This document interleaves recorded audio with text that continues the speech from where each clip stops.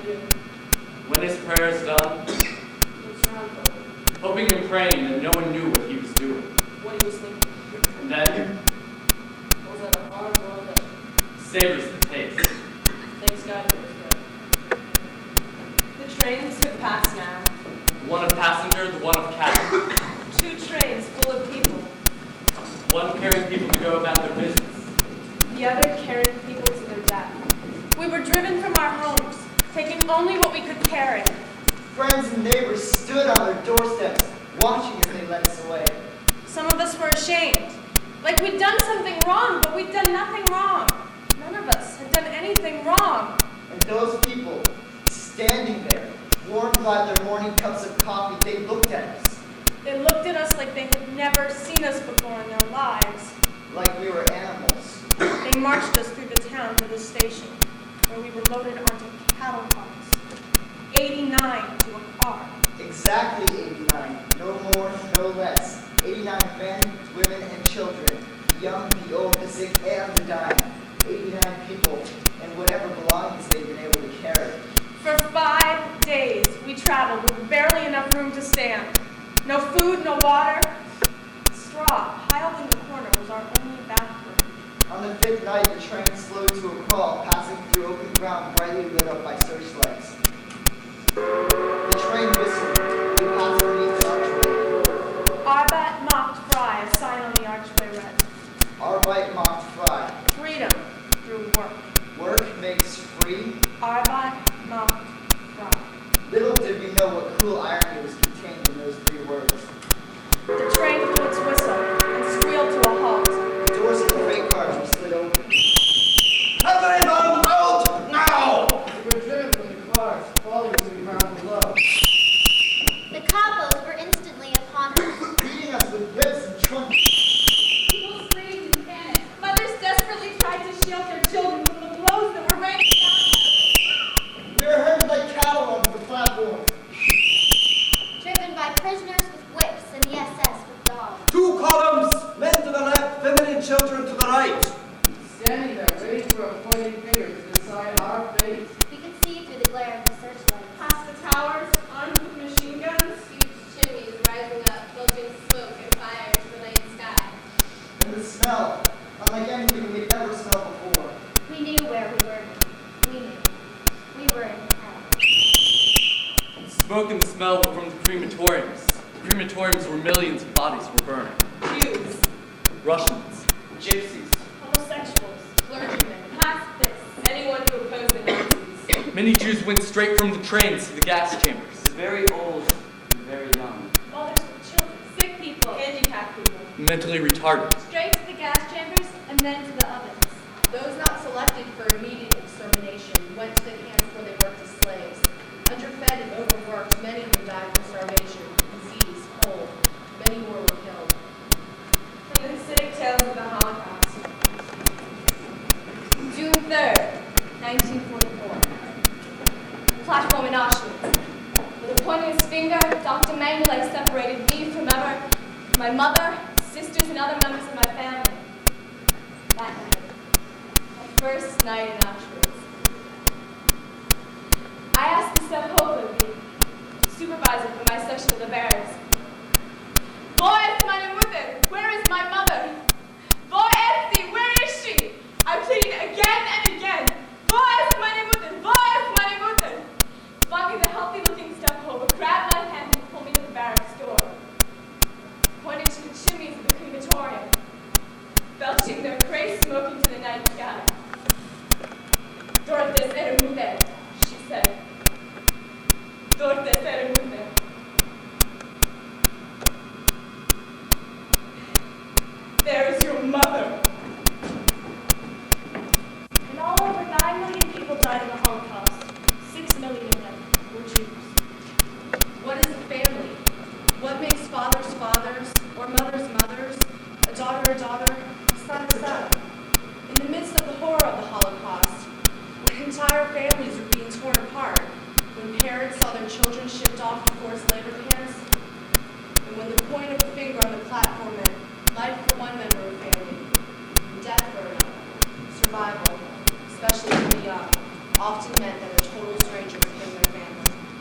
From the acidic tales of the Holocaust. In the midst of all the horror that was all around me, I was lucky enough to receive 3 passports from a South American country. Fortunately, by the time I received them, my wife and my grandson both perished, along with my daughter and my husband. As terrible as this was, I knew I now had the means to save 2 other Jewish souls, a middle-aged woman and a young boy. Soon I was besieged by parents bringing me their young sons, begging me to save their lives. It was too much. How could I choose one child that was so young? I told the Unrwa, the Jewish authorities, that they should decide, and when they had to bring the child to my apartment. A couple of days later, a father came in with a small son. I am giving you my child. He said, God should help you so that you should be able to save my son. and then he bent down and kissed the boy on his head. From this moment on, this Jew standing before you is your father. And then he turned and walked out the door. A couple of days later, when the boy and I were deported to Bergen-Belsen, the stop agent checked our papers. He looked first at me, and then at the boy. Tell me the truth. He said to the boy. Who is this man? I was terrified by what the boy might say. Both our lives hung in his answer. From this moment on, this Jew standing before you is your father. He is my father. The boy replied. Your father.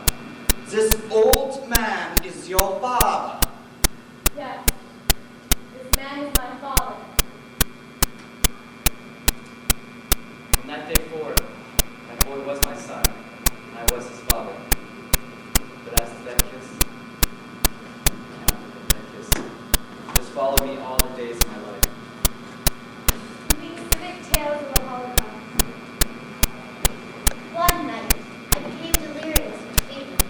I knew that if I lay down, the end would come soon and I would die like so many others who loved me.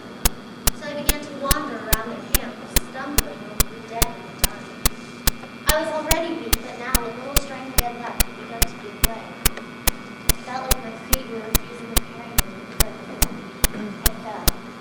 As I struggled to get up from the cold, wet ground, I noticed in the distance a hill, shrouded with gray mist. And I felt a strange sensation.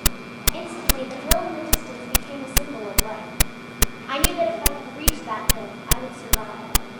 And if I failed, the typhus would come. I started walking towards that hill. When I couldn't walk, I crawled until I reached it. Soon I began to climb on my hands and knees. After many long hours, I finally reached the top.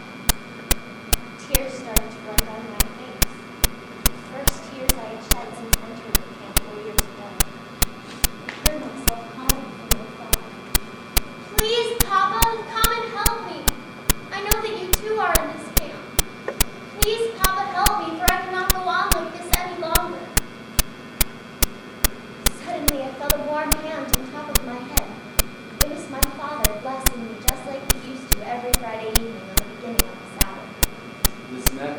May God make you a symbol of blessing, as he did Sarah, Rebecca, Rachel, and Leah.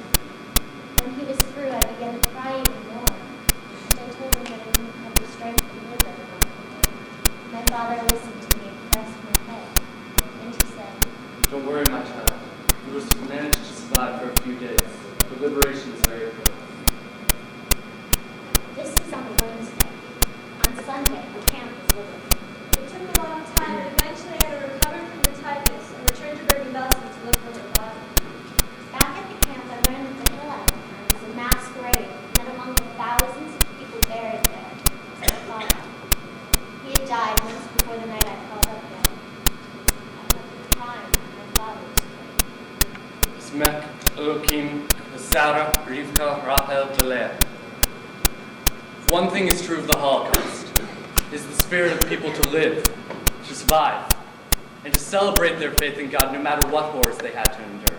From acidic tales of the Holocaust, a tale of Hanukkah. Bergen-Belsen on the eve of Hanukkah. The Jews in the concentration camps feared the holy days more than any others.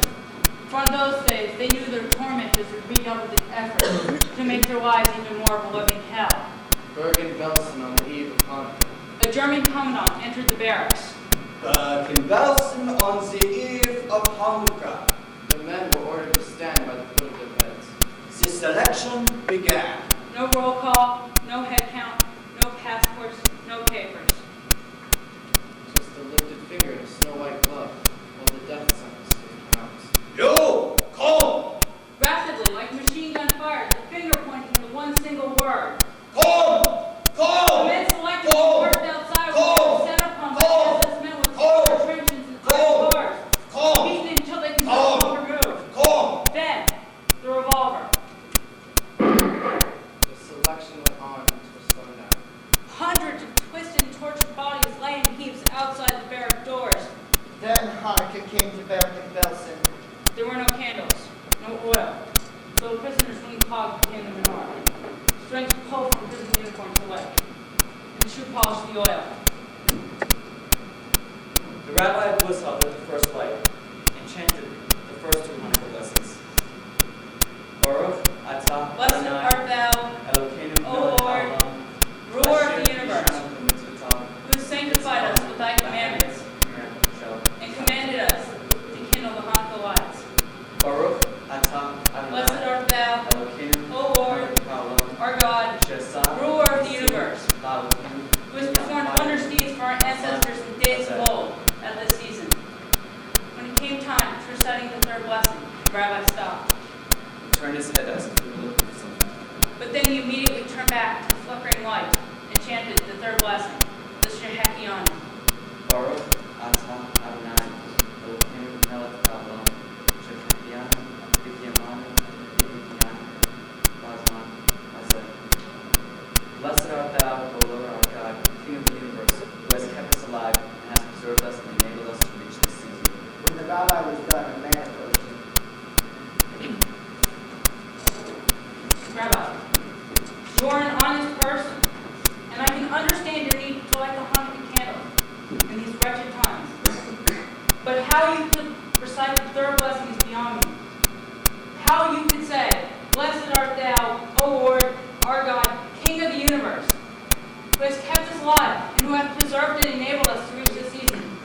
How could you say that when fresh Jewish bodies are lying within the shadows of the Hanukkah light? How? You are right, my friend. And if you may recall, I also hesitated when I reached the third blessing. What should I do with this blessing, I asked myself. And when I turned, I noticed that around me were living Jews, their faces expressing faith and devotion.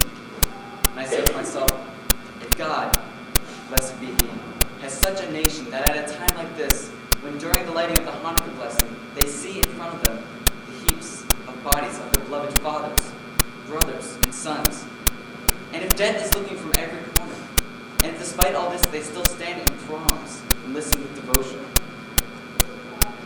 and if I am so blessed to witness such a people with so much faith and fervor, then I am under special obligation to recite the third blessing. Blessed art thou, O Lord our God, King of the universe, who has kept us alive and has preserved us and enabled us to reach this season.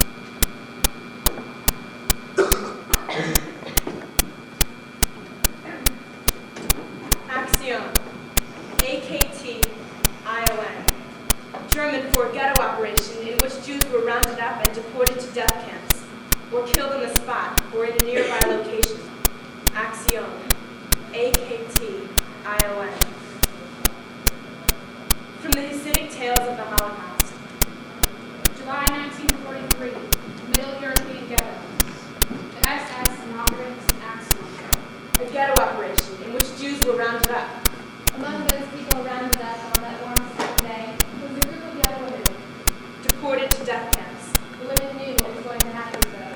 Killed on the spot or in a nearby location. They selected one woman to serve as their spokesperson.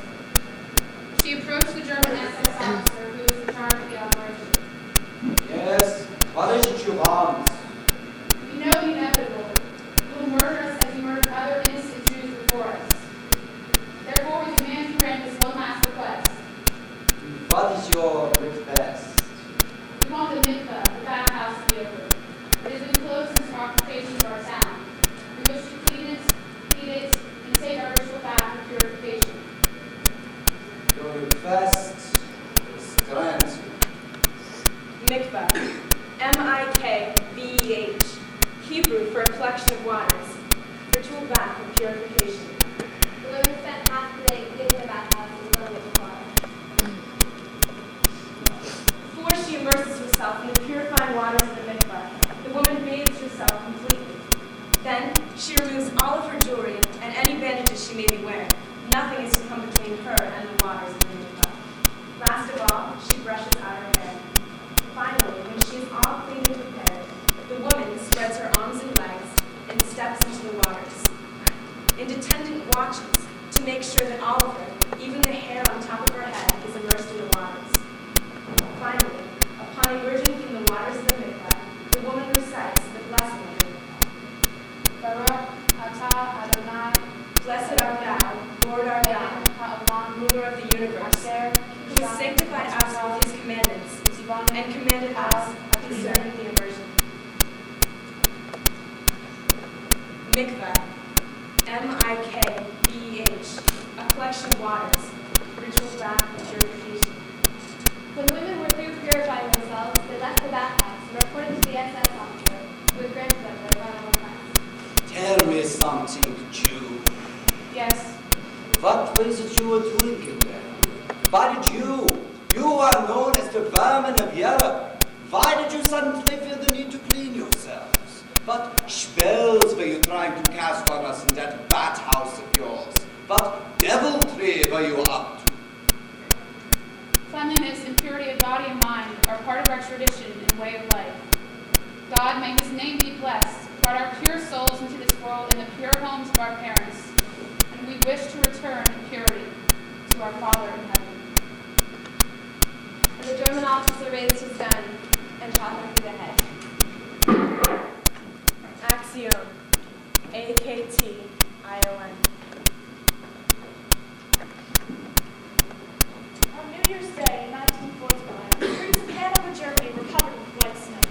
Windows were gleaming with holiday decorations, church bells were tolling, and families and soldiers bundled up in warm winter coats were walking in the streets. Suddenly, a lump to the column of starving Jewish women. They were being marched on foot through the bitter cold at the death camp at Bergen-Belsen. Their heads were shaved and they were clad in shiny blue summer dresses. As we walked, we begged the people strolling on the street just a crust of bread or even a sip of water. But most people looked at us in disgust or ignored us as if we didn't even exist. Why don't you pray to your God? Asked a man dressed in a fur coat. He helped you in the past. He split the Red Sea for you and gave you manna from heaven. Ask him. He can surely spare you a few crumbs of bread or even a few drops of water. There are only a few of you Jews left by now. Where's your God? Why doesn't he help you? Each word was like a stab in my heart. I'd been asking the same questions myself, but to hear them from German lips, from a man with warm boots on his feet, was too much for me. I pleaded with the other girls to stop begging. I clenched my chattering teeth to make sure that no plea would escape from my blistered lips. I straightened my torn gray dress and walked with my head as high as it would go. I was going to show those Germans that human dignity was not yet dead. Just then, out of a side street, a group of German soldiers on leave appeared. We were home on leave. We were very young. Some of us were scarred or crippled by the war. We came near the woman. We wish you a happy new year. We hope that next year you will be able to celebrate the new year back in your own homes together with your loved ones.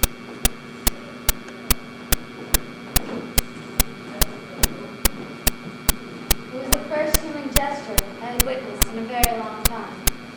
For a moment, the wind seemed gentler and the hunger pangs less piercing. Very slowly, a warm feeling came over me. Maybe there was still some hope left, I thought. If man is indeed made in the image of God, as I believed before I came here, maybe there are still some godless sparks left in man, some humanity in God. Throughout history, many groups of people have been persecuted and have even been wiped out by other groups of people. Murdered because of the color of their skin. For the practice of their religion. Their ethnic identity. We know the words fear, ignorance, hate. Intolerance. Every time one group of people thinks they're better than another group of people, we know what happens. Every time one people tries to control another people, we know what happens. Violence, destruction. Death. Yet in our hearts, we all know people are people. We all have the same needs, desires, and wants. We're all somebody's child. We all have trouble with our parents. We all want to grow up and experience love. And and we all have dreams about the future. On the other train, there was one woman who was different from all the rest. Different than all but a few hundreds of thousands of people all throughout Europe who are going about their business while others are being carried to their death. It is this woman, the one I said we would come back to live. What makes her different? Is she more beautiful, smarter, braver, richer, poorer, more religious, more powerful, more conscientious, or anything that would explain why she's on this train going where she's going to do what she is going to do? And what is that? What precisely is that what she's doing? She's going on a journey to a place she's never been before. At the end of this journey, she's going to meet some people she's never met before. People who are going to help her do something that is forbidden.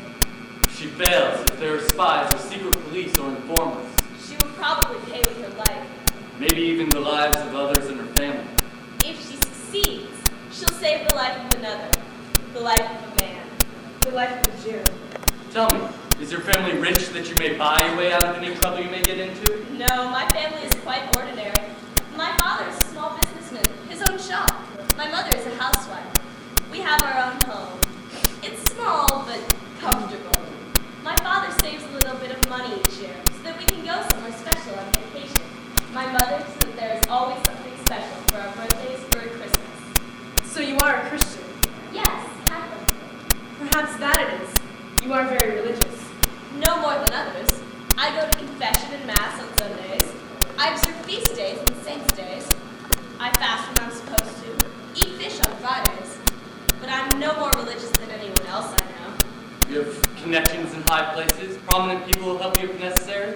No, I work for the travel bureau. It's my first year. I got the job right out of school. I'm very lucky. I get free tickets on the trains to go wherever I want. Well, wherever it's safe to travel these days. Were you an exceptional student then? Someone with a great appreciation for learning and what the great writers and thinkers have to say. I was an average student. I did well enough to pass, well enough to get my job. But I'm no scholar. I prefer mystery stories and magazines. So what you're saying is there's nothing extraordinary about you that you can think of? No, I'm just an ordinary woman for my time and place. Someday I want to be married, to have children, a house of my own, a husband to look after, maybe a garden with flowers and vegetables. I want to take trips to the seashore, in the mountains. I want an album full of pictures of me and my family doing all the things that families do. I want to grow old and die in my own bed. This man you were talking about, is he your lover? I'm sorry, is he the one whose father you want to watch grow older page by page, and the pictures in your album? No. Oh, he's a nice man.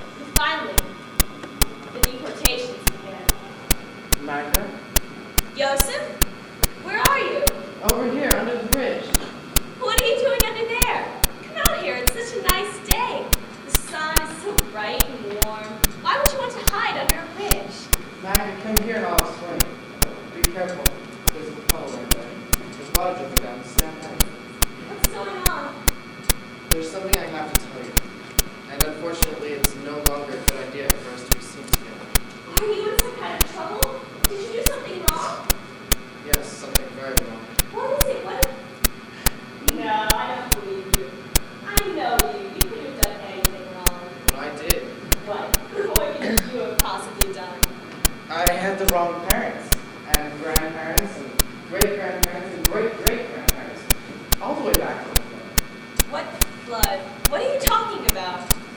blood? Yos, quit talking in riddles. You're scaring me. Sorry, it's just that. What? Magda, do you like me? Do you think I'm a good person? Of course I like you. I wouldn't keep seeing you if I didn't like you. But did you never wonder, for instance, why I'm in the church? No, I just figured you weren't very religious. Not that I completely approve. Faith is important to me, and I'd like to be able to share that part of myself with you.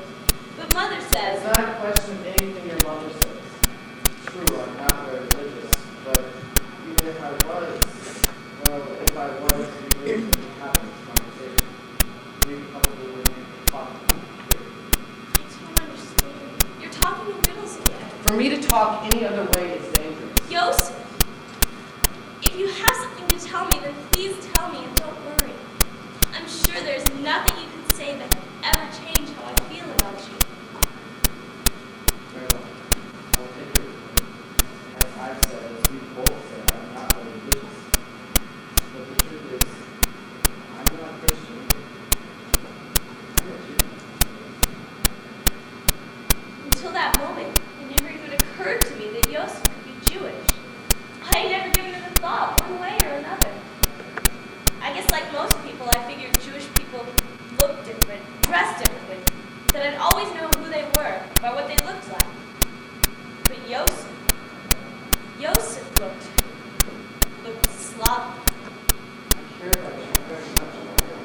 And if times were different, maybe there's no point in thinking about that. I'm a businessman, and I know better than anyone that things are always what they are, and there's no point in wanting to see them. That's why we can't see each other anymore. It's far too dangerous. Now I'm safe, but soon it could be dangerous for you and your children. And I wouldn't want that. Yes.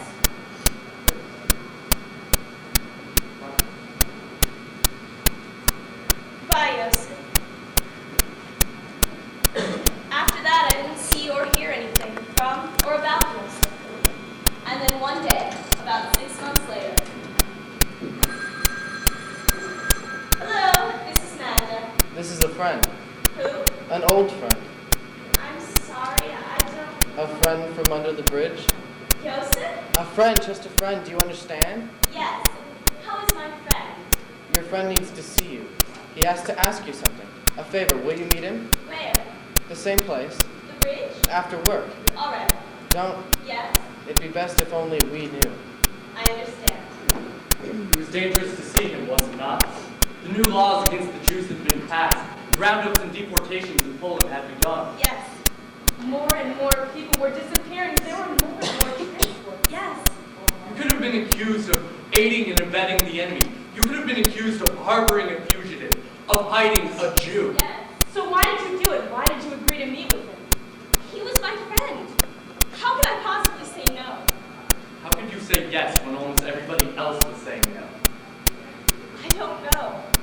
It never occurred to me not to go. Magda, is that you? Yosef? Are you alone? Of course. He seems I'm afraid. There is no of course. He looked the same. Still neatly dressed. Still quite handsome. Only older. More tired. Tense. They're catching on to me. It's only a matter of time, a few days at the most. Isn't there some place you can go? Some place to hide? Something you can do? There's nothing I can do. But there is something you can do for me. What's that? As an employee of the travel bureau, you can still move who you want. I need you to take a couple days off. Say what for your team. Visit a sick friend or both. Either way, whatever. Why? And you'll do that. But I'll give you an address and do it. Some place for you to go. There you'll meet a man and you'll give him this information. And we'll give you a fake baptismal. One that says I'm the illegitimate son of a Christian. Who is this man? How will I know that he's the right one? I'll explain all that to you in a minute. But first, you'll have to tell me if you'll do it. It'll be dangerous, Magda. If anyone suspects anything, if you get caught... I'll do it, Yosef. Just tell me where I'm supposed to go and whom I'm supposed to meet. So what was in the envelope? Money, I suppose. I don't know. I never looked. You never looked? No. And in the end, I got the papers and Yosef went to live in another town running one of his businesses.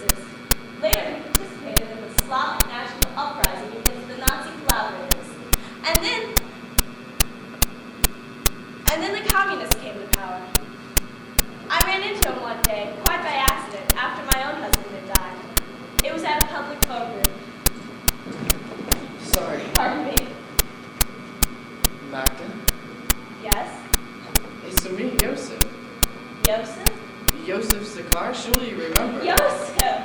Of course I remember. I just wasn't I'm sorry. It's been such a long time. And I look so different. Yeah, no. Not at all. I was lying. He knew I was lying. The truth was he looked nothing like the dapper young businessman I had once known. He had aged badly. His face was lined and worn. His skin pale and pasty. His clothing was poorly made and threadbare on top of that. And he walked with a profound limp. Caving at the mine, I was nearly buried under half a ton of rock.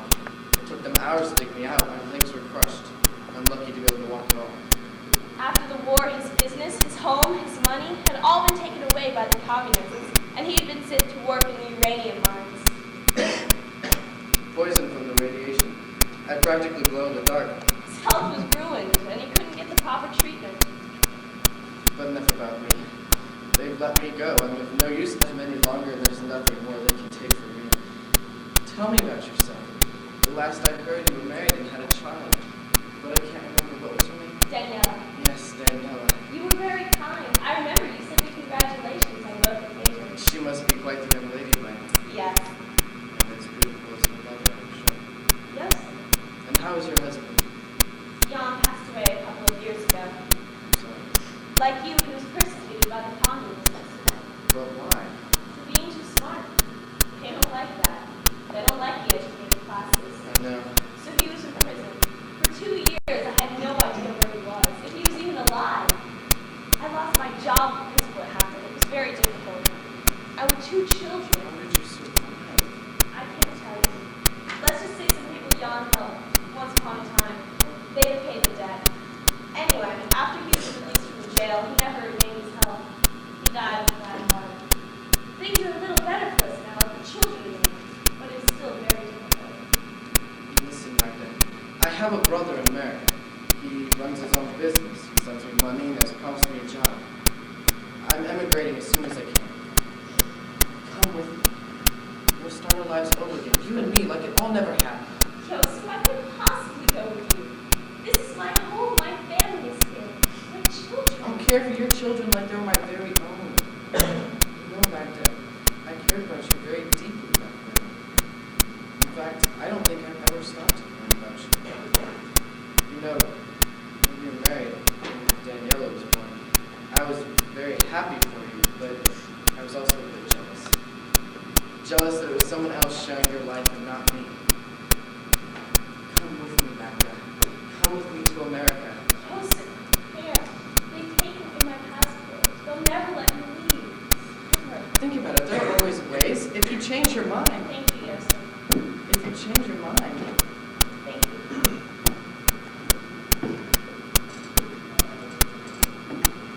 I never saw Joseph again. Some years later, I was at an art gallery, and the cashier recognized me. Magda? It was Joseph's old secretary, from when he had his business in Bratislava. Magda, is that really you? I had seen her several times when I had gone to his office to meet him. My goodness, how many years has it been? Nearly 20, I would think, and you're as pretty as ever. Oh, you are. I recognized you right away, didn't I? She had somehow managed to keep in touch with him after all these years, even after he had left the country. His health was so bad, I think they were just as glad to be rid of him. He'd gone to Switzerland to get treatment. A sanitarium near Geneva. He fell in love with his nurse, and they were married. They were quite happy, but he never really got better, and died a short time after that. So the man you saved suffered anyway. Yes. Was it worth it then? For him or for me? For either of you. Yes. For both of us. 2 trains passed on the tracks. Both of them are full of people. People bound for vacations, meetings, reunions with loved ones. People bound for their death. On our train, people Turn away in fear. Curse under their breath. We praise God for their safety. Stare uncomprehendingly. and all of them think, But what could I do? There is nothing I could do. all of them think this. All of them except one. All of them except Magda. Magda, who says not a word, but by her actions will make lives of them all. The biggest miracle of all is that we, the survivors of the Holocaust, after all we have survived to and witnessed, still have faith in the Almighty God. May His name be blessed. This, my friends, the miracle of miracles, the greatest miracle to have ever taken place. The spirit of life unites us. How different are we, really? We all want to be free to live our lives, To follow our dreams. To worship as we please. to get along. When Honest Lustig was asked if his experiences in the concentration camps didn't embitter him, he always answered, "When I was in Auschwitz, I learned friendship. When I was cold, strangers shielded me with their bodies from the blowing winds, for they had nothing else to offer but themselves."